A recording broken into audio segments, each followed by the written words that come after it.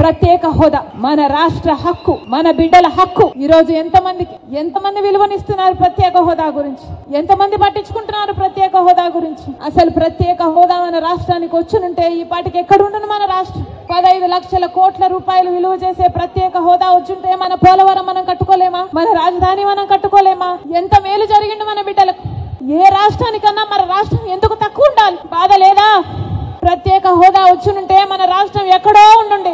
రాజశేఖర రెడ్డి గారు మన రాష్ట్రం గురించి, మన రాష్ట్ర ప్రజల గురించి ఎంత ఆలోచన చేశాడు. ఉందా ఈ నాయకులకు ఆలోచన? చంద్రబాబు గారికి ఉందా? పోనీ జగనన్న గారు రక్తం పచ్చుకుని పుట్టారు కదా, ఉందా జగనన్న గారికి ఆలోచన? రాజశేఖర రెడ్డి గారు జలయజ్ఞంలో ప్రాజెక్టులు 54 ప్రాజెక్టులు మొదలు పెట్టాడు. ఆంధ్ర రాష్ట్రంలో 12 ప్రాజెక్టులు పూర్తి చేస్తే 42 ప్రాజెక్టులు ఇంకా అలాగే ఉంటే ఏమన్నాడు జగనన్న గారు? ఇదేనా మాట నిలబెట్టుకోవడం అంటే? మడమ తప్పకపోవడం అంటే? ఇచ్చిన మాటను మడత పెట్టారు కదా మీరా రాజశేఖర రెడ్డి గారి వారసు.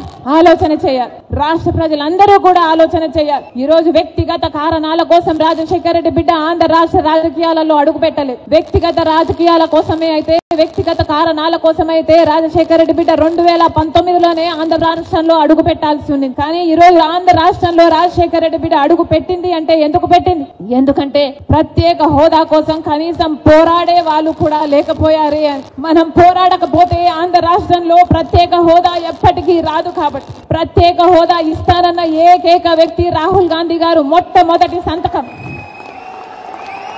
రాహుల్ గాంధీ గారు ప్రత్యేక హోదా మీద పెడతానన్నారు. కాబట్టి ఆ మాట పట్టుకొని రాజశేఖర రెడ్డి బిడ్డ ఈ రోజు ఆంధ్ర రాష్ట్రంలో అడుగు పెట్టింది.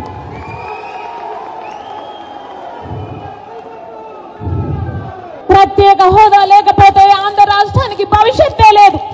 ప్రత్యేక హోదా లేకపోతే ఆంధ్ర రాష్ట్రం అభివృద్ధి చెందదు అని 10 సంవత్సరాలుగా చూశారు. మరి ప్రత్యేక హోదా మనకు లేకపోతే, ఆంధ్ర రాష్ట్రానికి జరగకపోతే మన బిడ్డలు ఎలా బతకాలి?